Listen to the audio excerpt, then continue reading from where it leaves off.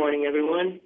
I wanted to thank everyone for joining us today for our Getting the Best of Both Worlds, coupling advanced multi-detection with UPLC for faster and more detailed polymer analysis webinar. My name is Edgar Shamaro. I'm the Digital Marketing Specialist for the Americas here at Malvern Panalytical. So we have today's presenter. We have my colleague, Mark Partieri.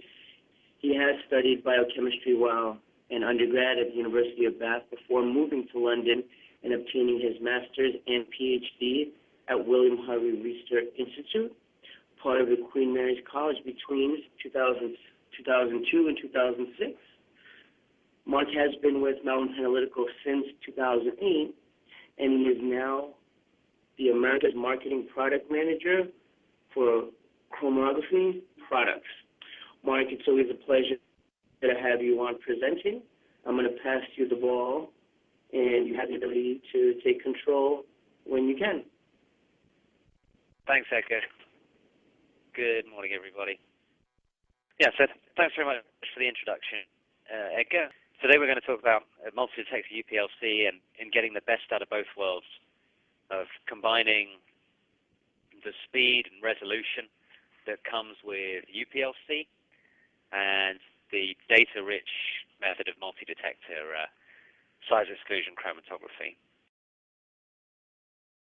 So just to set the scene, as always, we're thinking about size exclusion chromatography, aka gel permeation chromatography. I tend to use these terms interchangeably.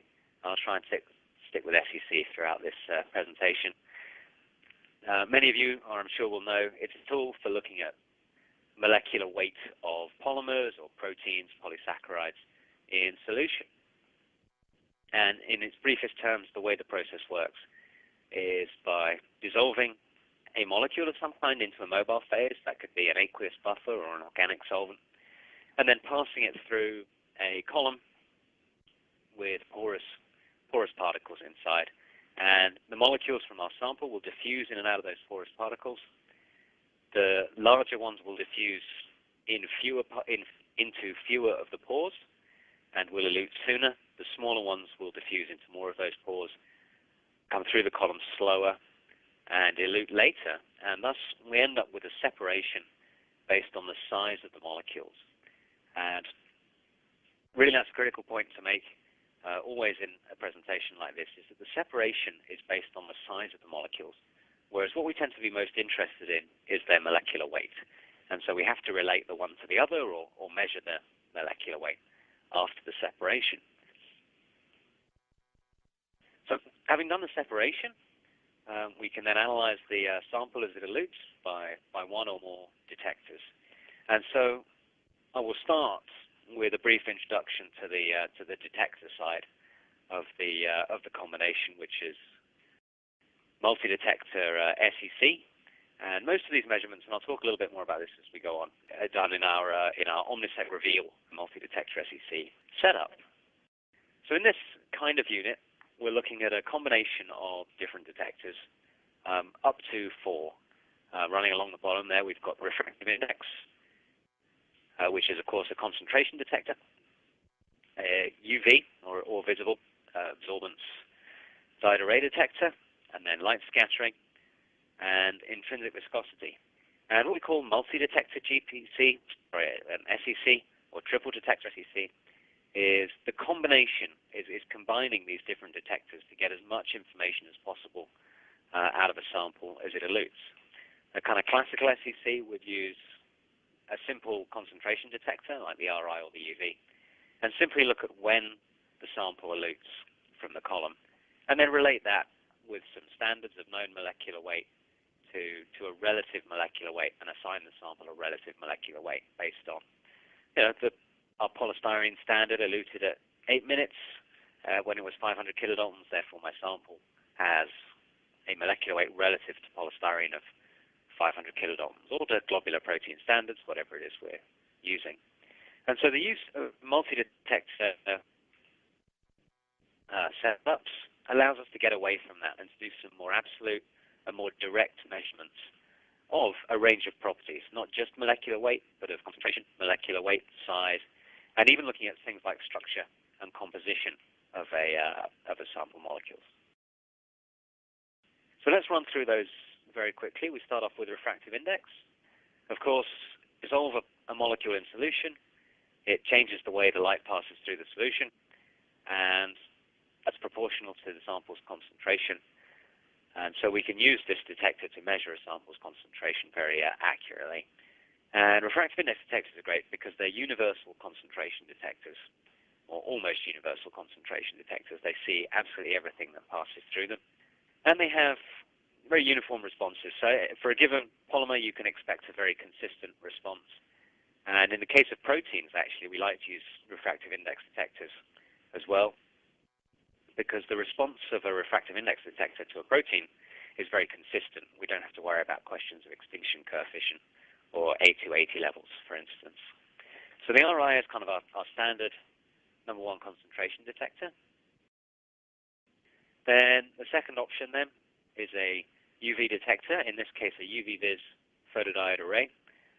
Of course, some molecules absorb light at a particular wavelength, and we can use that to measure their concentration. So this is a second concentration detector, very familiar to the biochemists out there, of course.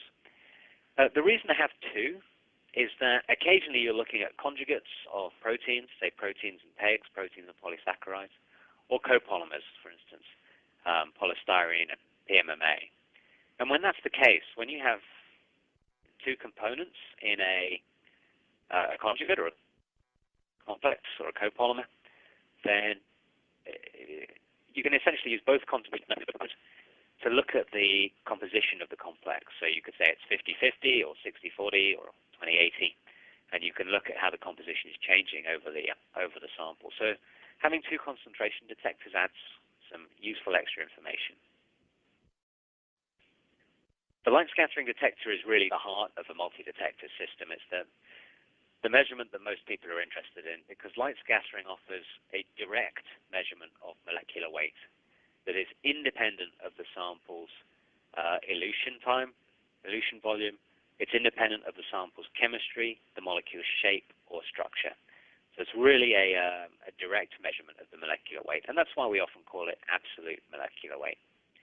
So looking at the picture in the left there, if you shine a laser on a sample in solution, then some of that sample, or the molecules within that sample, will scatter some of that light, and you can see the laser beam is kind of visible in that image. And the intensity of the scattering, so the brightness of that, the way that shines, is directly proportional to the molecule's molecular weight. And so if we can measure the sample's concentration, and which we know from, let's say, RBRI, we can measure the intensity of the light being scattered, and we can measure a few other properties like the responsiveness of the detector, for instance. Then we can get a direct measurement of the molecular weight of the sample, which is absolutely critical, and that's normally the factor that we're most interested in. So the fourth detector then in series is a viscometer for measuring a property of intrinsic viscosity, which you may or may not be familiar with. It's a measure. Intrinsic viscosity is a measure of molecular density, size and density. So imagine two molecules of the same molecular weight, like these two on the right here, where one is a compact hard sphere and one is a much more extended stand of spaghetti, for want of a better term. Now these have the same molecular weight in this example, but they have different structures. They have different shapes, different densities, and the viscometer can measure these changes. So it's most commonly used by the polymer chemists for looking at branching, for looking at polymer branching. But it can also be used to look at things like changing backbone bonding, changing substitution or derivatization levels within polymers. The biochemists, it has a little bit of interest. It can look at large conformational changes, for instance, between a protein denaturing or becoming globular, or it can be used to compare, say, fibrous versus particulate aggregate. But mostly this is a polymer chemist's detector. We can combine the molecular weight and intrinsic viscosity data in what we call a Mark-Howink plot. allows us to compare the structures of different molecules.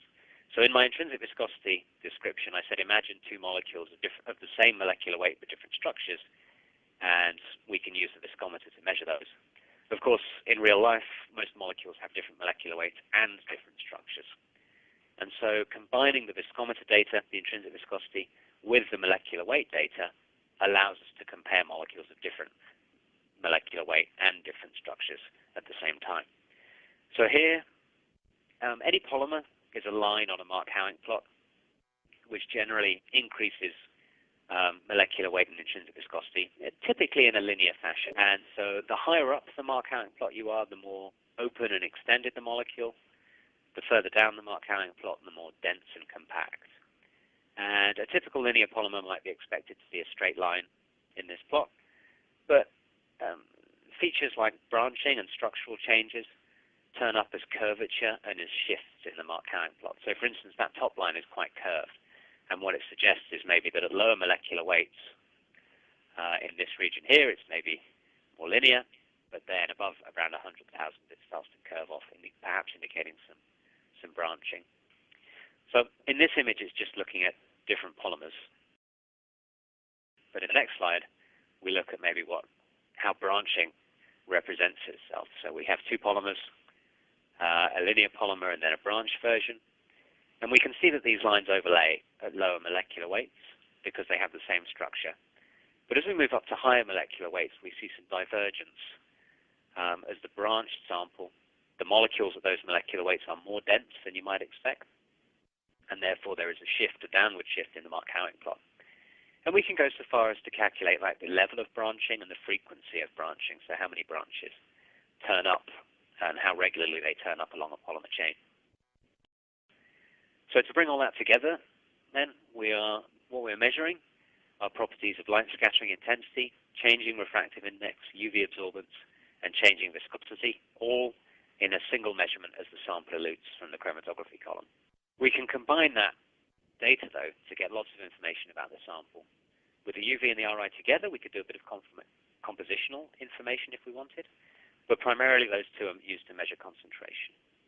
We combine that concentration with light scattering intensity, and it allows us to measure molecular weight, and also a size property, the radius of gyration. And on the other side, we can combine the concentration data with viscosity data to measure a molecule's intrinsic viscosity. And then we can go even further than that. We can combine the molecular weight and intrinsic viscosity to look at Mark-Howing plots, to measure hydrodynamic radius, RH, and to look at things like polymer branching. So a single multi-detector SEC measurement gives us really a huge amount of information about a polymer sample. It's a real high-level characterization tool. So in SEC, we're separating and characterizing individual or polydispersed populations. With multi-detector, it allows us to make direct measurements of molecular weight, intrinsic viscosity, size, molecular structure, conformation, branching, and so on. So again, it gives us a really high level of characterization. So now let's talk about UPLC, the other side of the equipment equation that we're thinking about today.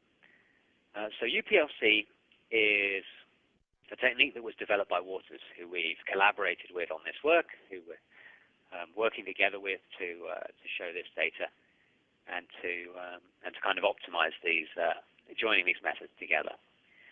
So UPLC is ultra-performance liquid chromatography, which is an improvement in the technology, in the chromatography technologies, essentially, to achieve higher resolutions of separations and to do so using smaller amounts of solvent and having quicker runs.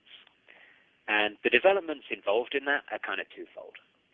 So on one side is improved column technologies. And this UPLC measurements use smaller particle columns with extremely rigid and strong particles, and they're much smaller than typical chromatography column gels. So a typical analytical SEC gel might be, say, 5 to 10 micron particle sizes, whereas in UPLC measurements, we're talking about, say, 2 microns, 2 to 2.5 microns and below.